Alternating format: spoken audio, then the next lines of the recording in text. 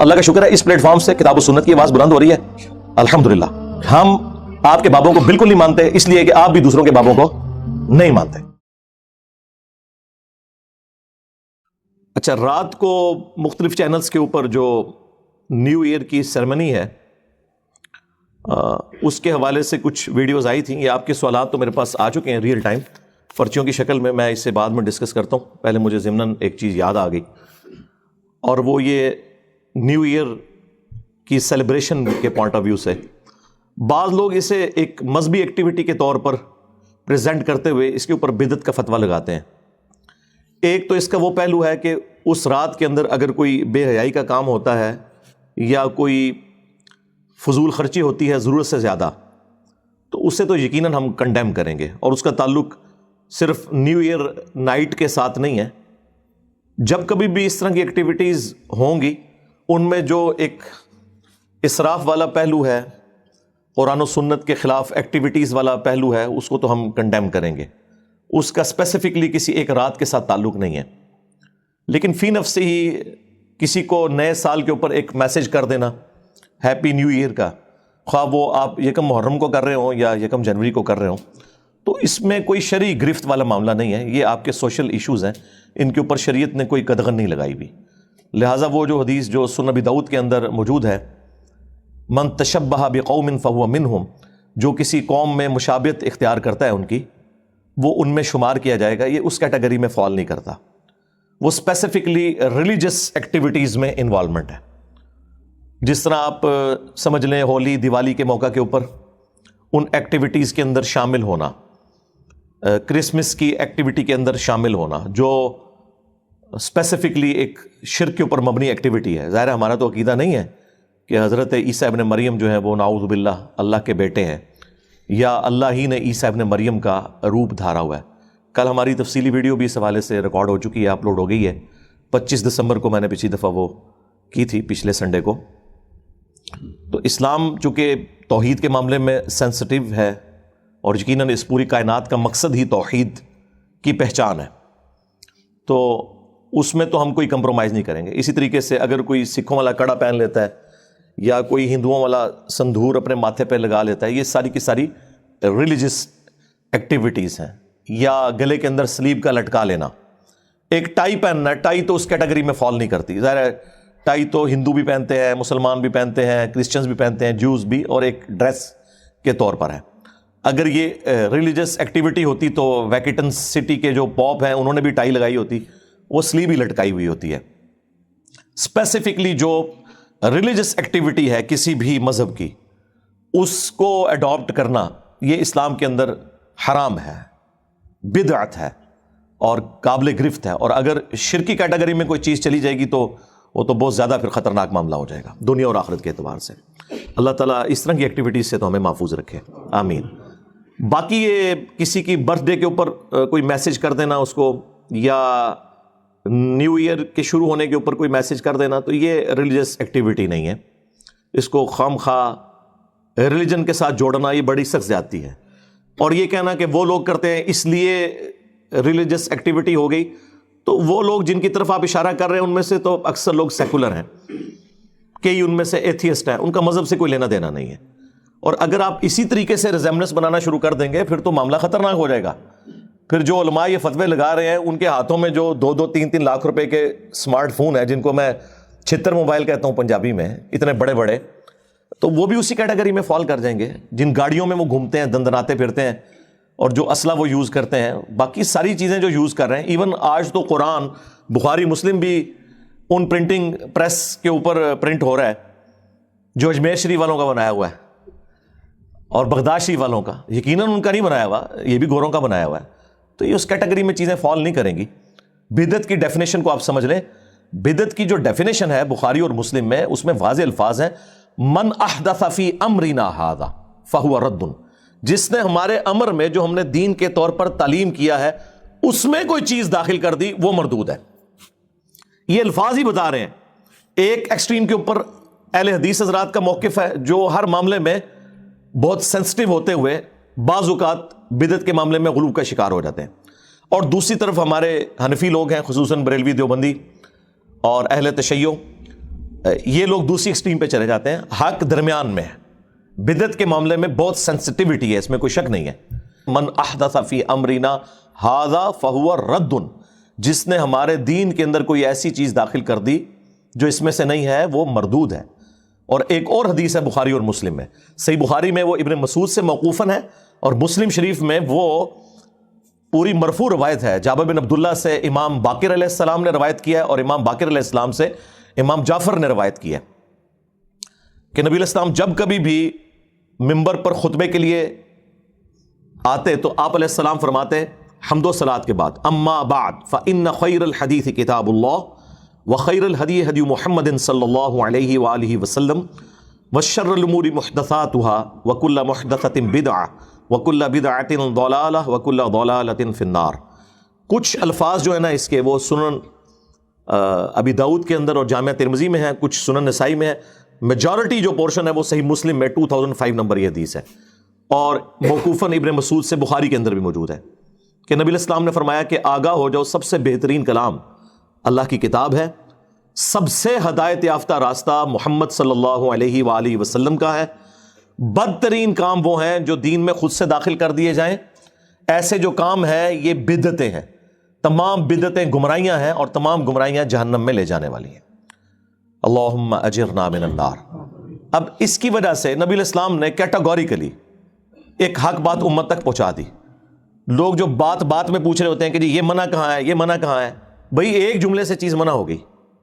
بخاری مسلم دونوں میں حدیث ہے، نبی علیہ السلام نے فرمایا کہ مجھے اللہ نے جوامع کلمات کے ساتھ مبعوث کیا ہے، یعنی بات میں مختصر کرتا ہوں اور مفہوم گہرا ہوتا ہے. اب یہ مختصر سی بات ہے کہ سب سے بہترین کلام اللہ کی کتاب ہے، سب سے ہدایت یافتہ راستہ محمد صلی اللہ علیہ وآلہ وسلم کا ہے.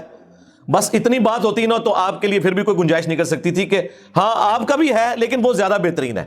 لیکن ساتھ جو کہا نا وشر الامور محدثاتها، اور بدترین کام وہ ہیں جو خود سے انوینٹ کر دیے جائیں، اور یہ کام بدعتیں ہیں، اور تمام بدعتیں گمراہیاں ہیں، اور تمام گمراہیاں جہنم میں لے جانے والی ہیں. تو اب اس کے بعد کوئی گنجائش نہیں رہے گی. خواہ کوئی نیکی کا کام بھی کرے وہ بدعت کی کیٹیگری میں فال کرے گا. مثال کے طور پر اگر کوئی شخص عید کی اذان دینا شروع کرتے تو کسی حدیث میں یہ مینشن نہیں ہوا کہ عید کی اذان منع ہے، صرف احادیث میں بخاری مسلم میں یہ آیا ہے کہ نبی علیہ السلام عید کے لیے اذان نہیں دلواتے تھے. لیکن آپ نے کہیں نہیں فرمایا کہ میں منع کرتا ہوں یا اذان دینا گناہ کا کام ہے.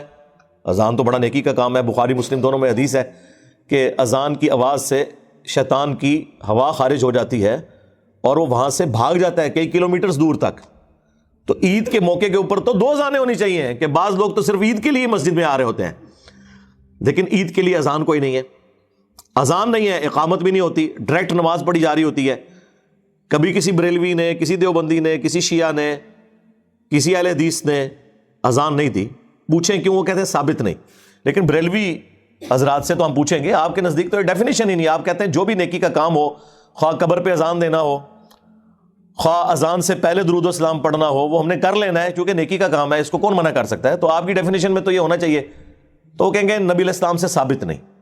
تو بس یہی ہماری ڈیفینیشن تھی کہ جو دین کے امر میں چیز ثابت نہیں ہے نا فہو رد، وہ مردود ہے. البتہ یہ یاد رکھیے گا، دین کو جو سپورٹیو چیزیں ہیں نا، دین کی ترویج کی خاطر اصلی دین اپنی جگہ ہوتے ہوئے ان چیزوں کو دین کی سپورٹ کے طور پر رکھنا، اس کا حکم ہے نبی علیہ السلام کی طرف سے. اور وہ چیز ہے جس کی وجہ سے لوگ دھوکہ دیتے ہیں کہ جی مسجد میں قالین بچھانا، مسجد میں ایئر کنڈیشن لگوانا، مسجدوں کے مینار بنانا، اس میں محراب رکھنا، سپیکر لگانا، یہ بھی تو نبی علیہ السلام کے زمانے میں نہیں ہوتا تھا. اور بھائی کوئی شخص نماز پڑھتے ہوئے یہ نیت کرتا ہے کہ اوپر اس قالین کے، نیچے اس پنکھے کے، سامنے اس اے سی شریف کے، منہ طرف خانہ کعبہ شریف، اس کا دین سے کیا تعلق ہے؟ اگر حج کے اوپر ہم بائی ایئر ٹریول کرتے ہیں، اونٹ پہ سفر نہیں کرتے، گدھے پہ سفر نہیں کرتے، تو حج کی ایکٹیویٹیز تو وہی ہیں. ایون وہاں پہ بھی صفا مروہ کی اسی طریقے سے صحیح آپ نے کرنی ہے، خواہ ویل چیئر کے اوپر کر رہے ہوں یا پیدل کر رہے ہوں. طواف کعبہ آپ سواری کے اوپر کریں یا پیدل کریں، ایکٹیویٹی تو وہی ہے. نبی علیہ السلام نے خود اونٹ کے اوپر طواف کعبہ کیا ہے تاکہ لوگ آپ کی زیارت کر لیں. اور یہ بھی جھوٹ ہے کہ نبی علیہ السلام نے پیدل حج کیا ہے، آپ علیہ السلام نے سواری پہ حج کیا ہے. خواہ لوگوں نے نا پیدل حج کیا، جی بڑا ثواب کا کام ہے. خود بھی مصیبت میں ڈلتے ہیں، ساتھ فیملی کو بھی عذاب میں ڈالتے ہیں. بھئی اللہ نے فیسلٹی دی ہے، نبی علیہ السلام نے بھی یوز کیا، آپ بھی یوز کریں. ہاں اگر صرف کوئی بیچلرز گئے ہوئے ہیں تو پیدل حج کرنا آسان ہے، کیونکہ آپ جلدی اپنے معاملات کو ٹیکل کر لیتے ہیں. وہ آپ جائیں گے تو آپ کو اندازہ ہو جائے گا انشاءاللہ تعالی. تو اصل ایکٹیویٹیز اپنی جگہ پہ ہیں، لہٰذا یہ بدعت کی کیٹیگری میں فال نہیں کرتی. ان کی مثالیں دینا بالکل غلط ہے صرف اپنی بدعتوں کو حلال کرنے کے لیے کہ جی یہ کام بھی تو ہو رہے ہیں نا. یہ دین میں داخل نہیں ہوئے، یہ دین کو سپورٹیو ہے. اور اس کی اصل وہ حدیث ہے جو صحیح مسلم کے اندر ہے کہ نبی علیہ السلام کے پاس کچھ نیو مسلمز آئے اور کپڑے بھی پورے نہیں تھے ان کے جسموں پہ، بعض لوگ ننگے پاؤں تھے، بعض ننگے بدن تھے. نبی علیہ السلام کو ان کی حالت کے اوپر بڑا ترس آیا. آپ علیہ السلام نے نماز کے بعد مسجد کے صحن میں ممبر لگوایا اور ایک بلیغ خطبہ ارشاد فرمایا جس میں آپ نے انفاق فی سبیل اللہ کی ترغیب دلائی اور فرمایا کہ اپنے آپ کو جہنم کی آگ سے بچاؤ، خواہ ایک کھجور ہی صدقہ کر کے ہو. اور اتنی ترغیب دلائی کہ لوگ اپنے گھروں میں گئے. سب سے پہلے ایک انصاری صحابی اٹھے، وہ اپنے گھر میں گئے اور جتنا سامان ایک بڑے بورے میں آ سکتا تھا وہ انہوں نے ڈالا اور اس بورے کو گھسیٹتے ہوئے مسجد نبوی کے صحن میں حضور کے سامنے لا کے رکھا. صحیح مسلم کے الفاظ ہیں کہ نبی علیہ السلام کا چہرہ مبارک تھوڑی دیر پہلے جو پریشانی کی وجہ سے غم کے آثار تھے وہ اس طرح چمکنا شروع ہو گیا جیسے سورج چمکتا ہے. خوش ہو گیا آپ. اور اصحاب کہتے ہیں کہ وہ انصاری اس بورے کو مشکل سے ہی اٹھا پا رہے تھے، وہ اتنا بھرا ہوا تھا. تو نبی علیہ السلام نے اس کی طرف متوجہ ہوتے ہوئے فرمایا کہ جس نے اسلام میں اچھا طریقہ جاری کیا، جتنے لوگ اس پر چلیں گے ان کا ثواب بھی اس کو ملے گا. کیونکہ اس بورے کو دیکھ کے باقی لوگوں میں بھی ہمت ہوئی کہ یار اگر یہ غریب آدمی اتنا صدقہ اور خیرات کر سکتا ہے تو ہم کیوں نہیں کر سکتے. تو لوگ دیکھا دیکھی اٹھے اور اس طریقے سے مسجد نبوی کے اندر ڈھیر لگ گیا سامان کا. تو پھر نبی علیہ السلام کا چہرہ مبارک سورج کی طرح چمکنا شروع ہو گیا. آپ نے فرمایا جس نے اسلام میں اچھا طریقہ جاری کیا، جتنے لوگ اس پر عمل کریں گے اس کا ثواب اس شخص کو ہوگا، اور جو عمل کر رہے ہیں ان کے اپنے ثواب میں بھی کمی نہیں ہوگی. یہ نہیں ہے کہ صرف اس ایک کو ثواب ہو رہا ہے، اس کو کلیکٹیو ثواب، ان کو انڈیویجول اپنی نیکی کا ثواب. اور جس نے اسلام میں برا طریقہ جاری کیا، جتنے لوگ اس پر عمل کریں گے اس کا وبال اس شخص کے اوپر ہوگا اور ان کے اپنے وبال میں بھی کمی نہیں ہوگی. لوگ کہتے ہیں نہیں ہم نے مولوی سے مسئلہ پوچھ لیا ہمارے گناہوں کا بوجھ اٹھا لے گا. اللہ کے نبی علیہ السلام نے فرمایا نہیں، اپنا آپ نے خود اٹھانا ہے. البتہ آپ کے برابر ایکسٹرا بوجھ مفتی اعظم صاحب اٹھائیں گے جنہوں نے آپ کو غلط مسئلہ بتایا ہوگا. سارا بوجھ نہیں وہ اٹھا سکتے، آپ نے اپنے حصے کا شیئر کرنا ہے. تو اس میں الفاظ ہے سنتن حسنتن، یا آپ اس کو اگر عربی لنگوسٹک کے پوائنٹ آف ویو سے دیکھیں گے تو سنتن حسنتن، سنتن سیئتن، اچھی سنت اور بری سنت. اس میں اچھی بدعت اور بری بدعت کا ذکر نہیں ہے، اچھے طریقے اور برے طریقے کا. تو طریقے تو اسلام میں اچھے جاری کرنے چاہیے. یہ ہم نے کتنا اچھا طریقہ جاری کیا ہے کہ ایک بہترین ریکارڈنگ کر کے یوٹیوب پہ چڑھاتے ہیں. پوری دنیا کے اندر لوگ الحمدللہ فیضیاب ہو رہے ہیں. یہاں تو 250-300 لوگ سنتے ہیں، لیکن وہی ویڈیو جب یوٹیوب پہ اپلوڈ ہوتی ہے 24 گھنٹے کے اندر 1 لاکھ سے زیادہ لوگوں تک تو ڈائریکٹلی پہنچ جاتی ہے، انڈائریکٹلی تو ملینز آف پیپل تک پہنچتی ہے. تو یہ ایک اسلام میں اچھا طریقہ ہے. اسی طریقے سے امام بخاری، امام مسلم نے حدیث کی کتابیں جو لکھی، یہ کوئی حضرت ابوبکر، عمر، عثمان و علی رضی اللہ عنہم اجمعین وعلیہم السلام اجمعین نے تو کوئی اپنی حدیث کی کتابیں نہیں لکھی، لیکن انہوں نے 30 صدی ہجری کے اندر محسوس کیا کہ جو صحابہ کرام کا، اہل بیت کا جو دین کا جو ٹرانسفر کرنے والا موڈ ہے اس کو ہم ریٹن فارم میں ایک جگہ سیو کر لیں. نبی علیہ السلام کے زمانے میں بھی تھا انڈیویجول لیول کے اوپر. وہ صحیح بخاری میں آتا ہے کہ حضرت ابو ہریرہ کہتے ہیں کہ عبداللہ بن عمر بن عاص کے پاس مجھ سے زیادہ احادیث ہیں کیونکہ میں زبانی یاد رکھتا ہوں اور وہ لکھ لیتے ہیں. اور یہ وہی عبداللہ بن عمر بن عاص ہیں جن کے بارے میں سنن نبی داؤد کے اندر اور مسند احمد میں حدیث موجود ہے کہ میں حضور کی ہر بات لکھ لیا کرتا تھا. پھر بعض اصحاب نے مجھے کہا کہ نبی علیہ السلام بھی تو انسان ہے، بعض اوقات غصے کی حالت میں ہوتے ہیں اور بعض اوقات خوشی کی حالت میں ہوتے ہیں، تم ہر بات نہ لکھا کرو. تو میں نے لکھنا چھوڑ دیا. تو نبی علیہ السلام نے بعد میں مجھ سے پوچھا کہ عبداللہ کیوں نہیں لکھ رہے؟ تو میں نے وہ عرض کر دیا. تو آپ نے فرمایا اپنی مبارک زبان کو پکڑ کے کہ اس زبان سے حق کے سوا کچھ نہیں نکلتا. صلو علی محمد و آل محمد، اللہم صلی علی محمد وعلی آل محمد واصحاب محمد وازواج محمد وامت محمد اجمعین الی یوم الدین. تو اصل موجود تھی. بعد میں پھر کتابیں تو ظاہر 30 صدی ہجری کے اندر باقاعدہ طور پہ بڑے پیمانے پہ کام ہوا. ویسے تو دوسری صدی میں بھی آلموسٹ کام ہو چکا تھا اس حوالے سے کہ الموطا امام مالک آ گئی تھی، لیکن میجارٹی کام 30 صدی ہجری کے اندر آ کے ہوا ہے. تو یہ اسلام میں اچھا طریقہ ہے.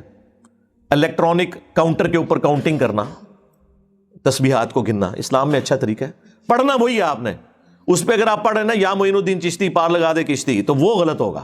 اگر آپ اس پہ سبحان اللہ الحمدللہ پڑھیں تو بالکل ٹھیک ہے. تسبیح کے دانوں کے اوپر پڑھنا، اس پہ الگ سے میری ویڈیوز ریکارڈڈ ہیں. تو اسلام میں اچھا طریقہ یہ قیامت تک جاری ہوگا.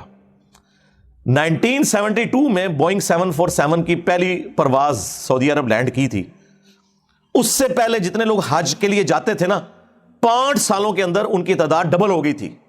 کسی بزرگ کی برکت سے نہیں، صرف ایئر لائن کا جو سفر شروع ہوا، کیونکہ لوگوں نے کہا کہ یہ تو بڑا سیف سفر ہے. کدھر 4 مہینے کا پیدل سفر، 3 4 ہفتے کا سمندری بحری جہاز کا سفر، اس میں سی سیکنس بھی ہوتی تھی، لوگوں کو وامٹنگ بھی 2 ہفتے، الٹیاں نہیں رکتی تھیں اس سمیل کی وجہ سے جو سمندر کی ہوتی ہے.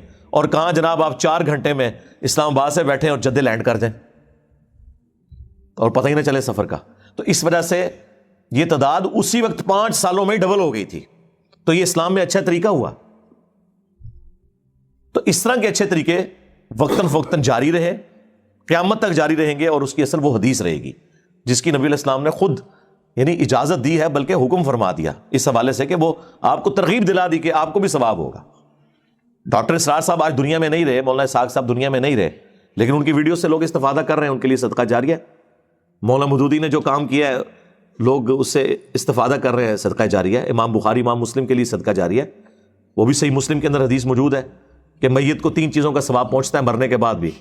صدقہ جاریہ جو اپنی زندگی میں کوئی نیکی کا کام کیا، اور دوسرا علم کی بات، جس طرح امام بخاری امام مسلم نے علمی کام کیا، ان کی وفات کے بعد بھی لوگ ان کو پڑھتے ہیں تو ان تک ثواب پہنچتا ہے. اور تیسرا جو نیک اولاد اس کے لیے دعا کرتی ہے. اولاد کے لیے تو خیر ویسے ہی ایک ماں باپ کے لیے اللہ تعالیٰ نے اسے صدقہ جاریہ بنایا ہے. وہ اصالِ ثواب پہ 10 طریقے، میری ویڈیو آپ دیکھ لیں تو آپ کو کلیئر ہو جائے گا.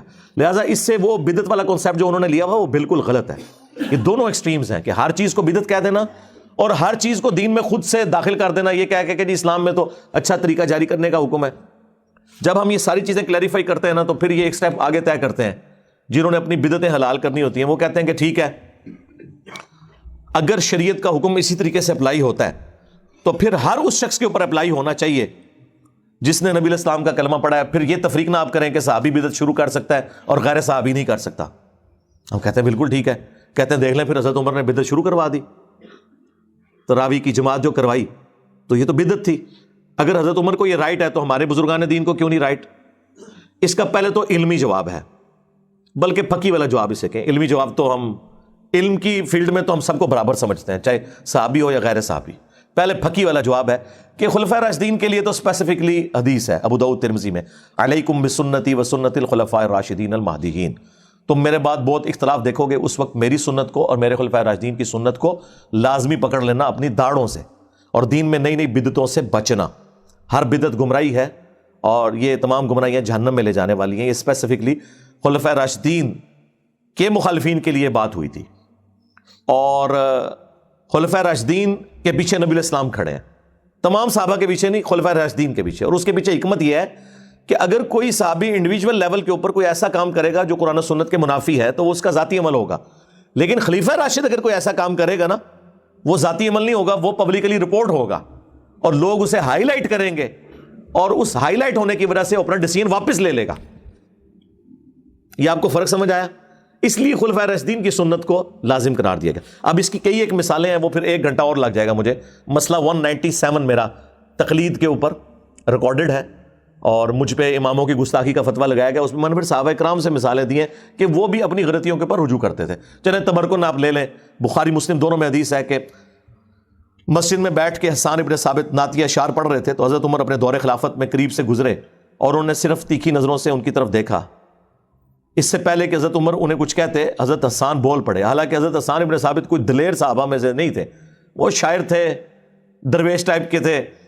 اور انہوں نے کہا عمر اس طرح نہ دیکھ، تم سے بہتر شخصیت مسجد میں ہوتی تھی اور میں انہیں بھی اشعار سناتا تھا، اور وہ رسول اللہ تھے صلی اللہ علیہ وآلہ وسلم. تو حضرت عمر نے یہ نہیں کہا کہ تو مجھے دین سکھائے گا، میں خلیفہ راشد ہوں، میری بھی پیروی کا حکم ہے. آپ نے فرمایا کہ اپنی اس بات کے اوپر گواہ لے کے آؤ. اس سے یہ بھی پتہ چل گیا کہ حضرت عمر کو یہ حدیث نہیں پتہ تھی کہ نبی علیہ السلام نعتیہ اشعار سنتے تھے. تو اگر امام حنیفہ تک کوئی حدیث نہیں پہنچی تو کیڑی ٹینشن لینے کی لوڑ ہے تانوں؟ اچھا، پھر انہوں نے حضرت ابو ہریرہ کی طرف اشارہ کیا جو سامنے بیٹھے تھے. تو حضرت ابو ہریرہ نے کہا کہ میں گواہی دیتا ہوں امیر المومنین، نبی علیہ السلام نعتیہ شعر سنتے بھی تھے، بلکہ آپ علیہ السلام نے تو ان کے لیے دعا کی کہ اللہ روح قدس کے ذریعے حسان کی مدد فرما، جس طرح تو نے جبرائیل علیہ السلام کے ذریعے حضرت عیسیٰ ابن مریم کی مدد کی تھی. وَأَيَّدْنَاهُ بِرُوحِ الْقُدُسِ جو قرآن میں آیا. تو حضرت عمر فاروق خاموش ہو گئے رضی اللہ تعالیٰ عنہ، ایکسیپٹ کر لیا اور وہاں سے چلے گئے. اور یہ بھی ثابت ہو گیا اس سے کہ حضرت عمر حضرت ابو ہریرہ کو ایک سکہ راوی تصور کرتے تھے. یہ بھی بعض منکرین احادیث کی طرف سے اعتراض کیا جاتا ہے. اس کے اوپر الگ سے میری ایک ویڈیو ہے، وہ اختلاف ہو گیا تھا بعد میں، لیکن وہ ایک اور نوعیت تھی اور اس میں ہم حضرت ابو ہریرہ کو حق پہ سمجھتے ہیں. تو اس طرح اختلاف رائے دلائل کی روشنی میں کرنے کے اوپر خلفائے راشدین کبھی بھی اپنی پیروی کا حکم لوگوں کو نہیں دیا کرتے تھے. تو یہ کہتے ہیں جی وہ حضرت عمر نے تراویح کی جماعت شروع کروا دی تو انہیں کیا رائٹ پہنچتا ہے. تو اب علمی جواب بھی اس کا سن لیں کہ حضرت عمر نے کوئی ایسا کام دین میں نیا جاری نہیں کیا کہ جو نبی علیہ السلام نے خود نہ کیا ہو. انہوں نے صرف تراویح کی جماعت کی سنت کو رینیو کیا، جو آلریڈی بخاری مسلم میں آیا کہ نبی علیہ السلام نے 3 دن تک تراویح پڑھائی تھی جماعت کے ساتھ. چوتھے دن جب لوگوں کا ہجوم ہو گیا، آپ اپنے حجرے سے باہر نہیں نکلے اور فجر کے وقت نکلے، اور آپ نے فرمایا کہ مجھے معلوم ہے کہ تم لوگ انتظار کر رہے ہو، لیکن اس ڈر سے کہ یہ امت پہ نماز فرض نہ کر دی جائے میں اپنے حجرے سے نہیں نکلا. اور ایک روایت میں بخاری مسلم کی آتا ہے کہ نبی علیہ السلام ناراض ہو گئے. آپ نے فرمایا اپنے گھروں میں جا کے نماز پڑھو. بخاری مسلم میں حدیث ہے کہ مرد کی سب سے افضل نماز فرض کے بعد وہ نفلی نماز ہے جو اپنے گھر میں ادا کرتا ہے. اور مسلم شریف میں الفاظ ہیں کہ اپنے گھروں کو قبرستان نہ بناؤ، اپنی نفلی نمازوں کا کچھ حصہ اس میں پڑھا کرو، اس سے برکت ہوگی. یہ صحیح مسلم کے الفاظ ہیں. تو نبی علیہ السلام نے ترغیب دلائی. تو اس میں مجھے بتائیں جو کام نبی علیہ السلام نے 3 دن کیا اس کو کوئی 30 دن کر لے تو بدعت کیسے ہو گیا جبکہ وہ نفلی کام ہے؟ ہاں اگر حضور نے نہ کیا ہوتا، یا آپ کہتے کہ جی یہ کرنا حرام ہے، یا میں ہمیشہ کے لیے اسے منع کر رہا ہوں اب کوئی بھی جماعت سے نہیں کرے گا. 3 دن آپ نے کیا، اصل چھوڑ دی، اور اس کی وجہ بھی بتا دی کہ مجھے خدشہ ہے کہ تم پہ فرض نہ کر دی جائے. اب نبی علیہ السلام کی وفات کے بعد بخاری مسلم میں آتا ہے کہ مسئلہ ان اٹینڈڈ رہا. حضرت ابوبکر صدیق نے اس کو اسی طرح چھوڑے رکھا، کیونکہ حضرت ابوبکر صدیق رضی اللہ تعالیٰ عنہ سنت کی پیروی کے معاملے میں بہت سینسٹیو تھے، حضرت علی بھی اور حضرت ابوبکر بھی. لیکن ان کے اگینسٹ حضرت عمر اور حضرت عثمان وہ بعض اوقات اپنا ذاتی اجتہاد بھی کرتے تھے. اس میں کچھ معاملات صحیح بھی ہوئے اور کچھ دونوں سے مس ہینڈل بھی ہوئے، جس کی وجہ سے آج ہمیں کئی لیکچر ریکارڈ کروانا پڑتے ہیں پھر. ٹھیک ہے، لیکن حضرت ابوبکر اور حضرت علی ان دونوں میں خوبی تھی کہ وہ سنت سے ذرا بھی نہیں ہٹتے تھے. آپ کو پتہ ہے جب قرآن لکھنے کا معاملہ آیا ہے اس میں بھی حضرت ابوبکر کہہ رہے تھے کہ میں وہ کام کیوں کروں جو نبی علیہ السلام نے نہیں کیا، وہی تو آپ نے لکھوائی تھی، لیکن ایک جگہ 2 گتوں میں اس طرح جمع کر کے نہیں دیا امت کو. بہرحال خیر پھر انہوں نے اس معاملے میں کہا کہ مشورہ اچھا ایکسیپٹ کر لیا. یعنی حضرت ابوبکر صدیق رضی اللہ تعالیٰ عنہ ہر معاملے میں نہ سے سٹارٹ کرتے تھے کہ پہلے میں دیکھوں گا حضور نے کیا ہے نہیں کیا، پھر آگے تکاں گے کہ اس کی ضرورت ہے کہ نہیں. پہلے تو ہوگی نہ، پھر جب کاہل کوئی کر لے گا تو ٹھیک ہے وہ ہاں. یہ پوری تفصیل آپ کو بخاری میں مل جائے گی قرآن کی کتابت کے پوائنٹ آف ویو سے، جو جنگ یمامہ ہوئی تھی اس کے بعد. بہرحال یہاں پہ ان اٹینڈڈ رہا مسئلہ حضرت ابوبکر صدیق کے دور میں. حضرت عمر کے بھی بخاری کے الفاظ ہیں کہ کچھ عرصہ شروع کے کچھ سال یہ ان اٹینڈڈ رہا مسئلہ. پھر حضرت عمر نے ایک دن مسجد میں آئے، بخاری کے الفاظ ہیں، دیکھا کہ لوگ ٹولیوں کی شکل میں نا ایک ایک حافظ کو آگے رکھ کے تو نفلی نمازیں مختلف جگہ مسجد میں ادا کر رہے ہیں. اس کا مطلب یہ ہے کہ آلریڈی کئی جماعتیں مسجد میں ہو رہی تھیں، اس کو کوئی بدعت نہیں سمجھ رہا تھا، کیونکہ ہر بندے کو تو قرآن زبانی یاد نہیں ہے، اور اس وقت تو لوگ لکھنا پڑھنا بھی بہت کم لوگ جانتے تھے. تو ایک ایک مرضی کا حافظ آگے کیا، ایک کونے میں قرآن سن لیا. ان کے لیے تو قرآن ایک مزے کی چیز تھی نا، جس طرح آپ رات کو سٹوری سن کے سوتے ہیں کیونکہ آپ کی اپنی زبان میں ہے. ان کے لیے تو قرآن ان کی اپنی زبان میں تھا، وہ تو انجوائے کرتے تھے اسے. تو نبی علیہ السلام کی وفات کے بعد یہ ٹولیوں کا سلسلہ جاری رہا. پھر حضرت عمر نے کچھ عرصہ تو دیکھا اپنے دور خلافت میں، پھر آپ نے کہا میں ان ساروں کو ایک امام کے پیچھے کیوں نہ جمع کروں. تو پہلا جھوٹ تو یہ ہے کہ حضرت عمر کے اوپر یہ بہتان ہے کہ انہوں نے جماعت شروع کروائی، غلط ہے. کئی جماعتوں کی ایک جماعت کی، جماعت شروع نہیں کروائی، جماعت خود حضور نے کروائی تھی صلی اللہ علیہ وآلہ وسلم، اور اس کو چھوڑنے کی وجہ یہ بتائی تھی تم پہ فرض نہ ہو. تو حضور کے بعد تو وہی نازل نہیں ہونی تھی، اس لیے صحابہ کرام اپنے اپنی ٹولیوں میں پڑھتے تھے. اور حضرت تمیم داری کو اور ابی ابن کعب کو صحیح بخاری میں آتا ہے حکم دیا کہ انہیں نماز پڑھائیں. اور الموطا امام مالک میں الفاظ موجود ہیں کہ انہیں حکم دیا کہ 11 رکعتیں پڑھائیں ان کو. 8 نوافل ہوتے تھے اور 3 وتر، 11 رکھتے پڑھتے تھے۔ 20 والی روایت بھی الموطا امام مالک میں ہے، لیکن یزید بن رومان نے حضرت عمر فاروق کا زمانہ نہیں پایا، وہ منقطع روایت ہے۔ 11 والی روایت موجود ہے، الموطا امام مالک کے اندر بھی ہے اور مشکات کے اندر بھی انہوں نے نقل کی ہے یہ روایت۔ اس کے بعد پھر وہ تابعی کہتے ہیں، صحیح بخاری کے الفاظ ہیں کہ حضرت عمر ایک دن مسجد میں آئے اور لوگوں کو دیکھا کہ ایک امام کے پیچھے پڑھ رہے ہیں تو بڑے خوش ہوئے اور انہوں نے الفاظ بولے، نعم البدعۃ ہذہ، یہ کتنی اچھی بدعت ہے۔ یہاں بدعت سے مراد دین میں نیا کام نہیں تھا، ورنہ جب وہ یہ بول رہے تھے تو لوگ کہتے کہ حضرت اچھی بدعت کون سی ہوتی ہے؟